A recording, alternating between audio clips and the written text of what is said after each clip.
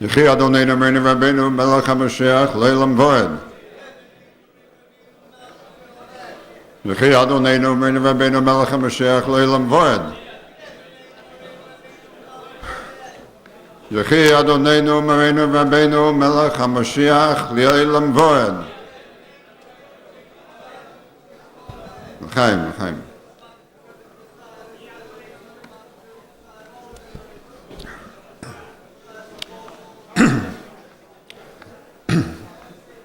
I want to start by saying that Chof Menachem is a very special day in my family. In Tovshin Lamed Beis, 1972, on Shiva Tammuz, my father passed away, Rav Moshe Dov Ber ben Rav Yaakov Eliezer, Zichron Livracha. A month later, when right at the end of the Shloshim, so there was on Chof Menachem Ov, Tovshin Lamed Beis. Those days I was living in Minnesota, where my father was a Rav in Minnesota for 25 years.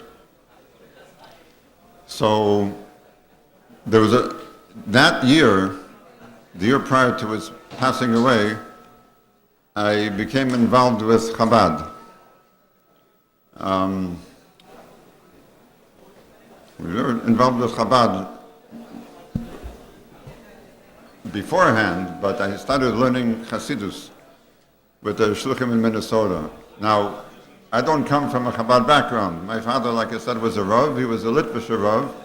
He was a Musmach from Moshe Feinstein. So even though when I was in my yeshiva days in New York in the 1960s in YU, so we used to come to 770 from time to time, but it was always like in the periphery, not in the inyonim. Okay, so Chof Menachem Ov, Tovshin Lamed Beis, there was this big Farbrengen in Chabad house in Minnesota, and we drank a lot of mashka, a lot. And after that, there was the point of no return. After that Farbrengen, there was no way back. I felt for myself like I had burned my bridges. And I was on the other side of the river with no way back, Baruch Hashem, with Chabad 100% forever. So that's the first event. Exactly 1 year later, on Chof Menachem Ov, Tovshin Lamed Gimel, I got married.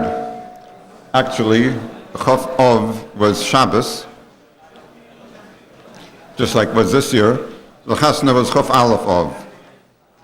Interesting, Chof Aleph Ov, there's a letter in Igros Kodesh that the Rebbe Hamoshiach wrote on Chof Aleph Menachem Ov, but it's not dated Chof Aleph Menachem Ov. It's dated Mocharas Chof Menachem Ov. So this is like Yom Tov Sheni. So today's our anniversary. How do you celebrate your anniversary? Well, you come to a Farbrengen, a Chof Ov Farbrengen. So I mentioned my wife, Netel Bas Adol Tichya, and myself, Shimon Avram Ben Rachel. We should have Overchem Shanim Tovus, L'chaim Nitzchim, L'habzlik Min Time, B'soch Klal Yisrael, and see, when Rebbe Melech Hamoshiach Begoli, take of Miad Mamash, and the Gula Shlema, all the inyonim of the Gula Shlema, B'shleimusam, take of Miad Mamash. L'chaim. Now, like I said, that you celebrate your anniversary by going to a Chof Ov Farbrengen. That's exactly what we did the next year, Tovshin Lamed Dalet. Chof Ov Tovshin Lamed Dalet was our first anniversary. Rav Moshe Feller sent us on that occasion to the Yarchei Kala in the mountains for Chof Ov. Why? Because you know that I am involved in Yonim of Torah and science. So I had spoken about something connected with Shar Yuchad V'Emuna, where the Alter Rebbe explains the Osios, how the Osios of the Sor Mamoros is what really keeps the world in existence. As Ebrish, used those osios to create the world, it maintains the world, it keeps the world in continuous existence. And that there was a theory in physics at the time that was similar to that, something called the bootstrap theory. So I spoke about that in Minnesota. Rabbi Phil was very impressed with that. He sent me out to the Achikala, well, with my wife too. We drove out, 25-hour drive to the mountains, and from there to the Chof of Fabrengen with Rebbe Melech Hamoshiach here in 770. So 3 years in a row, Chof Av was a major event in our lives. Later I found out that Chof Av is also my mother's birthday. Rachel Basar Leah, Shetichya, Lorach Yomim Shanim Tovos, Lachem Nitzkim, the left Zikman should have a refuah shleima for all the various inyonim, and brius tova, brius anachona forever. And then a number of years later, we had a son born on Chof, Menachem Ov, and we named him Levi Yitzchak. Yeah. So he's now a shliach in South Africa. Levi Yitzchak ben Netel Shechel. Lo Achem Mishonim Tovos, L'chaim Nitzchim, L'hefzek Mentayim, mit Brach v'Atzlach and all his inyonim, all his pulos, mitoch ha'chova, b'gashmis of ruchnius. L'chaim. Now, the Chof of Fabrengen, we talk about Rabbi Levi Yitzchak, starting with a story. There's a story in the Toldos Levi Yitzchak that relates that one Rosh Hashanah, Rabbi Levi Yitzchak and another Chassid were walking by the river and talking about different Yonim, Rosh Hashanah, Al-Pi Chasidus.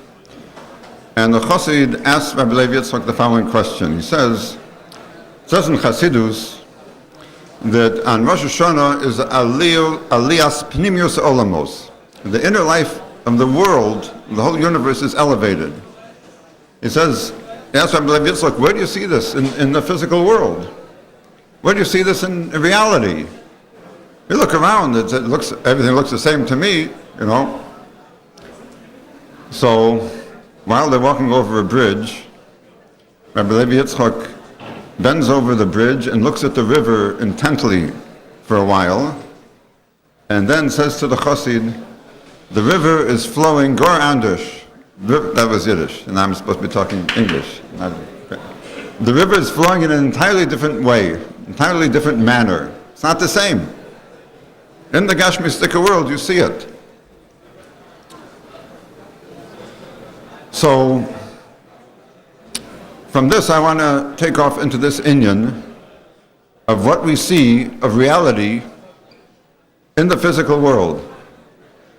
We look at the physical world, we look at a cup with mashkin, we look at a table with plates set, we look at anything, we walk down the street. What are we really seeing? Are we seeing reality? So look, the river, Rabbi Levi Yitzchak saw in the physical movement of the river something that most people don't see. Bichlal, we have to make the point that we do not see the reality of the physical world with our physical eyes.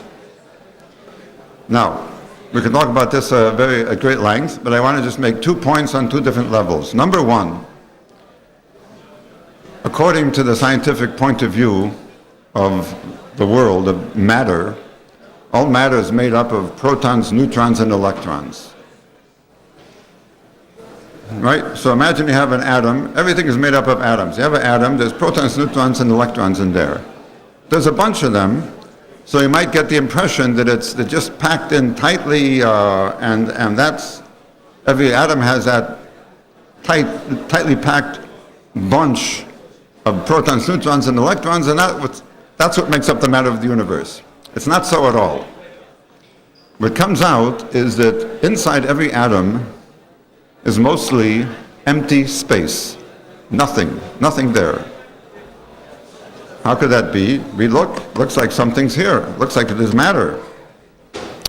But the fact is, inside each atom, imagine you would draw a circle, and inside the circle you put a bunch of dots. Put a bunch in the middle, that's the nucleus of the atom, and then around it you put maybe a maximum a dozen more, and you have the electrons. Still, these are tiny, tiny points. Even in your circle, you can see that most of the space of the circle is empty. It's not filled in. So every atom is mostly empty space. All matter is made up of atoms. So the physical world that we're looking at is a bluff. It's mostly empty space, and we see as if there's solid things in front of us. This is a bluff. It's a fake world, as Trump would say. On a deeper level, Lahavdil, the Alter Rebbe says in Shar Yuchid V'Emunah, like we were mentioning before, that the whole mitzios of the world is the osios of the Asor Mamoros. Oh, shkara. How much time? Okay. The whole mitzios of the world is really the osios of the Asor Mamoros, and we certainly don't see that. Okay? We look at a cup of mashke or a piece of wood, and we see mashke, we see wood. We don't see the osios of the Asor Mamoros. Taka, I think it says by the Tzemach Tzedek, before his istalkus, he said all he sees is the osios of the Asor Mamoros. It doesn't see the gashmius of the world. But we don't see that. So really, as far as our day-to-day experience is concerned, and what we see of reality, it's all fake, and we're basically living in a fake world. So the next question is, what are we supposed to do? The Zohar itself uses this lashon. The Zohar says it's Alma de Shikra. This Olam Hazeh is Alma de Shikra, Olam Hashek, a world of falsity, a world of lies. How do you exist? How do you live? How do you relate to a world of lies? The answer is, we have Torah. Torah is Torah's emes. This Torah, which is Torah's emes, tells us how to live in a fake world, in a world where we don't see the reality. Why? How so? Because the Torah is not just, the Torah is the source code which the Eibishter used to create the world, and on a deeper level. So the same book, the same Torah that the Eibishter used as the model to create the world is on another level the user guide, as we would call it, for living in the world and relating to the world. So that seems to solve a problem. You take human relations, how people relate to each other. Gemara says, "Ein adam yodea masha b'libo shel chavero." We know this. We see people every day that we don't know if they're friendly to us because they want something from us, or they're friendly to us because they're really friendly, they really like us. Sometimes we see someone who's oppositional towards us, but they really want to be a friend, and it's just not coming out right. And within the family structure, father and son, husband and wife, this gets even more complicated. But once again, the Torah tells us how to deal with it. The Alter Rebbe says in Tanya many horos about bein adam l'chaveru, in addition to bechlal what we know, v'ahavta l'reacha kamocha, lo sikom lo sitor. Okay, mitzvahs that tell us how to deal with our fellow Jew, but on a deeper, more down-to-earth level, you might say, the Alter Rebbe says things like, when your fellow Jew does something to you not good, and you want to get back at him, don't do that. What you should do is act to him like Yosef im Echov, like Yosef acted towards his brothers.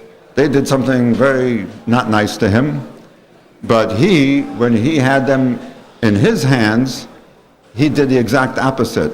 He took care of them.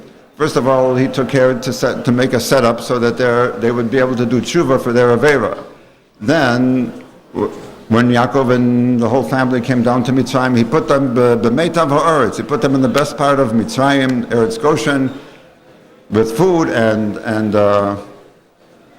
kavod. He took care of them very well.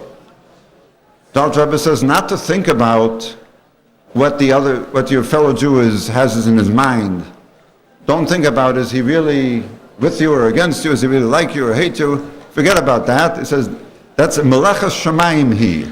That's the Eibishter's work. We don't have the kelim for that. We can't even begin to know what's in the mind of the guy sitting next to you. Elo what? The Alter Rebbe says, if a negative thought about another Yid comes into your mind, you blow it away, kihindov oshan, like you would blow away smoke. And I'm kind of an expert in that area. I'm blowing smoke all day. So, once again, the Torah, which is Torah's emes, which is the source code with which the Eibishter created the world, which appears to us not in its reality, but it appears to us in a fake manner. The Torah tells us how to deal with it in such a way that it will be emes. We start talking about things that relate to Hamoshiach Gula. Yaakov Avinu lo meis.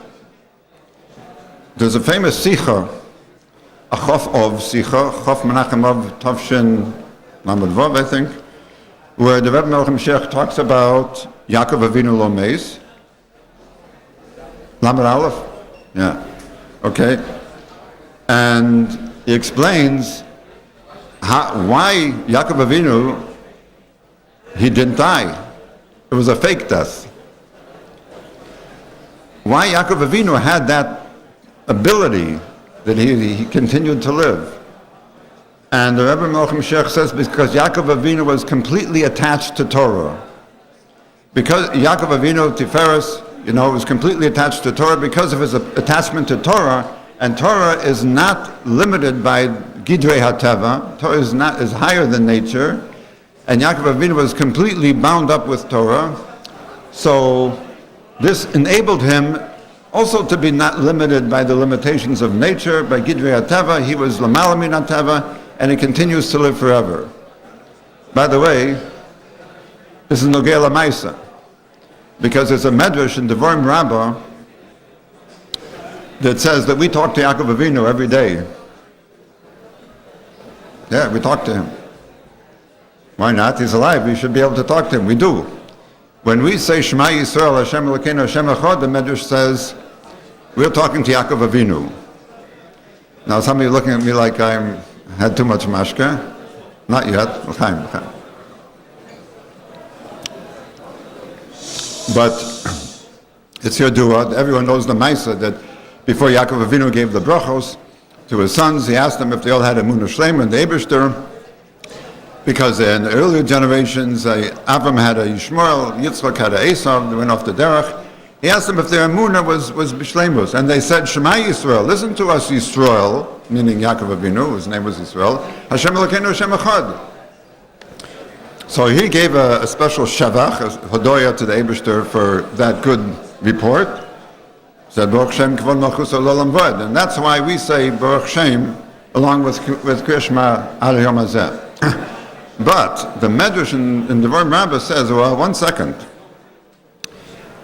That explains why Yaakov's sons said to Yaakov Avinu, Shema Yisrael, because they were talking to him, Yisrael. But why do we say it? Why do we say it now, thousands of years later, Shema Yisrael? The Medrash says this lashon. He says we are still talking to Yaakov Avinu. Shema. We are saying Shema Yisrael Avinu b'Moras HaMachpelah. Listen to us, Yisrael, our father, in Moras HaMachpelah. The des Indian which you commanded us about Achdus Hashem, we still believe in it and we're still loyal to it. So that is Nogei L'Maisa, Yaakov Avinu lo meis, and that is the reason of Yaakov Avinu lo meis is because of his attachment to Torah. Now it's the Inyan by the Chof of Rabbeinu, as was mentioned before, to learn from Torah's Rabbeinu. There is in Likutei Levi Yitzchak in Igros Kodesh, there is an interesting, there's about Arichus, somewhat of an explanation on, a detailed explanation on how Tzadikim, because of their attachment to Torah, are l'mala min hateva. And different tzaddikim being attached to Torah on different levels are Lamala min hateva, a little bit or a lot. Okay, so I'm going to read a few lines from Likutei Levi Yitzchak. He writes, "Amatzina b'chachmi ha-mishnah, misha haya taraso mnaso, k'mo Rabbi Shimon Bar Yochai, shema she'etzleinu hu nisim, etzlo haya zeh k'mo derech hateva etzleinu." People like Rabbi Shimon, some of the chachmim, the Tanoim, Rabbi Shimon Bar Yochai, what we would consider a nes was by him teva. He was on a madrega because of his attachment to Torah that enabled him to live a miraculous existence, for what we would call a miraculous existence. The way he lived would have been what we would, a miracle for us, but for Rabbi Shimon Bar Yochai, this was his teva. Ve'etzlo ma shenikra nes, u'bechina madrega yoser gevur mima she'etzleinu nikra nes. For Rabbi Shimon Bar Yochai to have a nes, it would have to be even a greater nes than the way he lived. So there's our life, the way we live. There's the way Rabbi Shimon Bar Yochai lived, which we would call a nes, but for him it was teva. And then for him to have a nes would have to be something even more miraculous, a super miracle. Then a little bit, Rabbi Levi Yitzchak writes further, "V'shosher advorim b'zehu, derech hateva hu mishem elokim b'gematria hateva." The whole teva comes from Shem Elokim. Like Alter Rebbe says in Tanya, Elokim has the gematria of hateva. So teva comes from Shem Elokim. V'nisim hem mishem havaya. Nisim are from Shem havaya, Yud Kei Vov Kei, which is lamal min hateva. But Rabbi Levi Yitzchak continues, Beis Shemos Havaya de Lasata u de La'ela. There's two madregos of Shem Havaya. The Shem Havaya de Lasata, the lower level Shem Havaya, and Shem Havaya de La'ela, the higher level Shem Havaya. Hine, legabe kol odom, va'afilo tzadikim stam, hanikram ovdi elokim v'chadomer, im yesh gila mishem Havaya de Lasata, hu nes legabom. מה שאין כן, צדיקים גדולים ביותר, כמו משה, רבי שמעון בר יוחאי, וכדומה, שבהם בלאו הכי מאיר שם הוויה, so אצלם ההנהוגה משם הוויה דלסתו, הוא בחינוס דרך הטבע. So if you have a tzaddik, who's on the madrega of Shem Havaya Delasato, so he's living what we would call a miraculous life, because it's the level of Shem Havaya. But for him, that would be his teva. A nes for such a tzaddik would be to live or to experience something from Shem Havaya de La'ela. Rabbi Levi Yitzchak continues, Al derech v'hoyo Havaya li l'Elokim. What Yaakov Avinu said, v'hoyo Havaya li l'Elokim, Havaya will be Elokim for me. Right? The Shem Havaya, which is Lamal min HaTeva, that will be my teva. V'hoyo Havaya li l'Elokim. And the nes would be something from Havaya de La'ela. Okay. So Shem Havaya de L'Sato Nachshav K'mo Shem Elokim Etzlam V'ulam Nes Hu M'Shem Havaya de La'ela. Now, I think this whole thing can be summarized by what the Frierdiker Rebbe says in the Basi Lagani Maimer, getting back to the Hemshech of our Chavesh Lakot. Arba.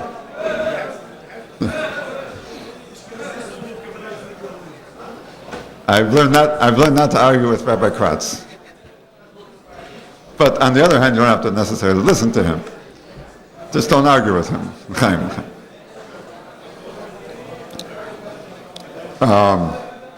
Frierdiker Rebbe says in the Basi Lagani Maimer, Taka, there is sheker, the olam is the olam of sheker, but our avoda through Torah is to transform the sheker into keresh. Same letters. Sheker is shin kuf reish. Keresh is the same letters in a different order, kuf reish shin. And our avoda is to transform the sheker of the world into a keresh, a panel for the Mishkan, which is dir b'tachtonim for the Eibishter, using the Torah and mitzvos. So I think in one line that summarizes what we've said until now. I will just skip ahead and mention that there's another dimension in this. There's another dimension in using Torah to relate to the fake world in a true and real way. The Torah says, what happens when you want to use the Torah to answer a question, but you don't know what the answer is? Ki epole mimcha dovor. Something comes up, you don't have Torah shebechsav, Torah shebal peh, you don't have the answer to it. You don't know what to do. It's all Parsha. We're going to read it in 2 weeks. In Parsha Shoftim. Ki epole mimcha dovor. You go v'lisel makom. You go to Yerushalayim, to the Sanhedrin, and you ask them. And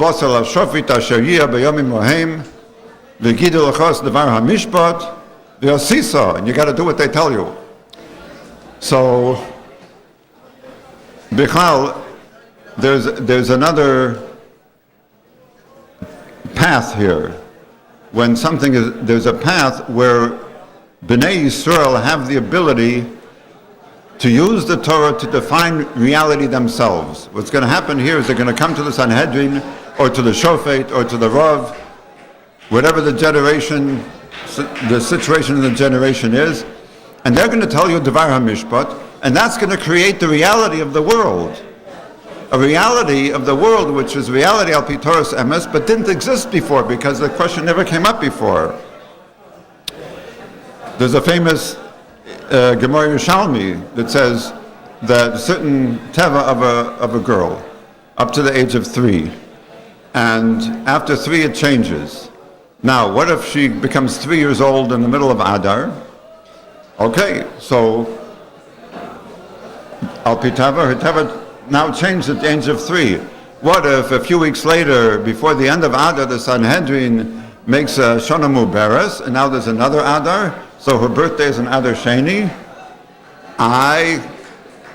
Now she's not 3 years old yet. A couple of weeks ago she was 3 years old, now she's not 3 years old because there's another Adar.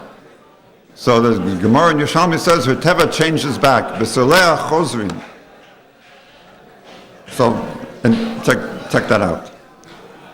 The Rebbe Melech Hamoshiach said in Parshas Mishpatim, Tovshin Nun Beis, about v'chitza chavosam le'itim, the Swords into Plowshares development at the United Nations conference at the end of January that year, January 31st, which was Erev Shabbos Parshas Mishpatim. The Rebbe Melech Hamoshiach has a simple question. This inyan of not fighting wars and destroying and killing each other, but rather to live in cooperation and peacefully, this is al pi seichel enoshi. This is logical. Why they never came to this before? For centuries they're fighting and killing and destroying and looking to dominate. All they needed to do is say, hey guys, let's get together. We'll live together peacefully and we'll be more prosperous. More hachava, begashmius. What happened to make it change? The Rebbe Melech Hamoshiach said it was the psak din of Rabbonim. The psak din of Rabbonim that he gives man gulaschem, and that now that the psak din, the Rebbe Melech Hamoshiach is bechezkas Mashiach. That was back in Tovshin Aleph, that psak din of Rabbonim. So this made a change in the world. This psak din made a change in the world, so that the goyim came to make this achroza v'chitza chavosam le'itim.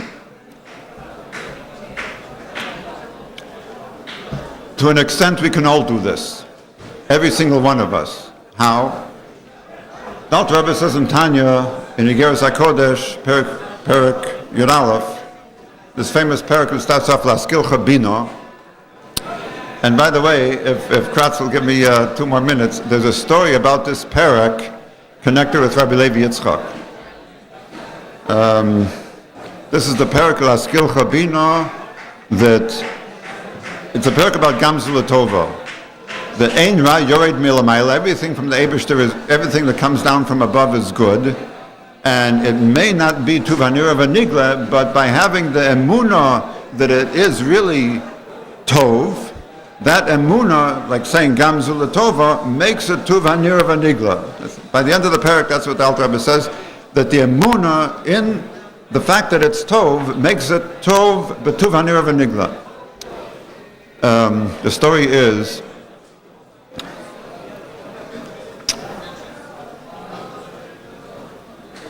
Rabbi Meir Shlomo. Okay, Rabbi Melech Hamoshiach's grandfather, Rabbi Tzanchana's father, Rabbi Levi Yitzchak's father-in-law, Rabbi Meir Shlomo Yanovsky, was affected by a contagious plague of typhus that was going around then, and he was in quarantine.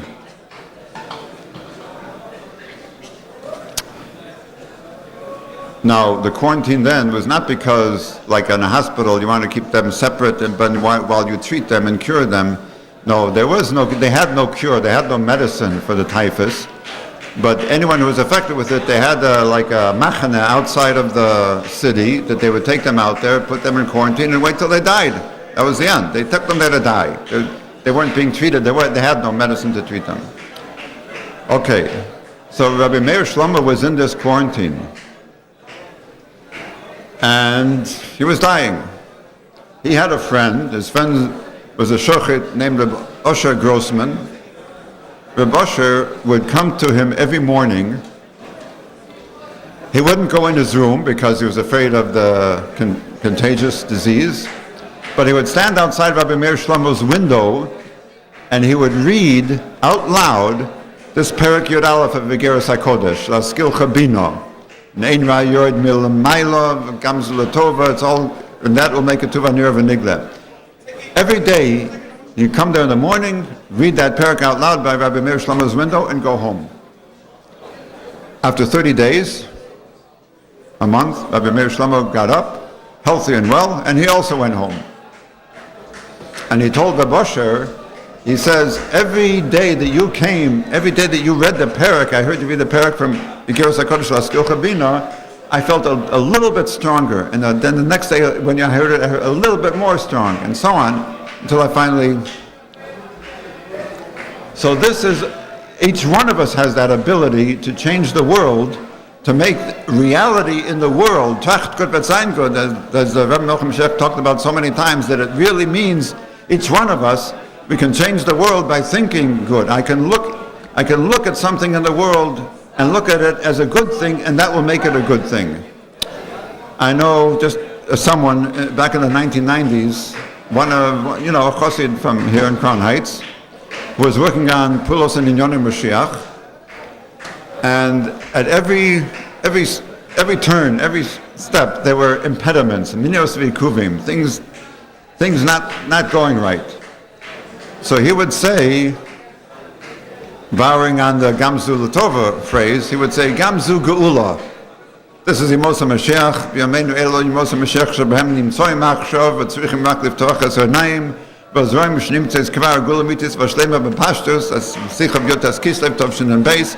He believed this and he knew it, and it was kavua in his mind. He would say, Gam Zu Geulah, this thing that's happening, that's standing in my way and not letting me do this pula, it's not real. This is also part of the Gula. It's gonna come out good. And I saw that it always came out good. So Rabosai, the takeaway from this speech, or whatever it was, is what each one of us can do. Not, Rabbi Shimon Bar Yochai and Moshe Rabbeinu had their madrega. The Rabbonim have their koyach to paskin and make reality through psak din.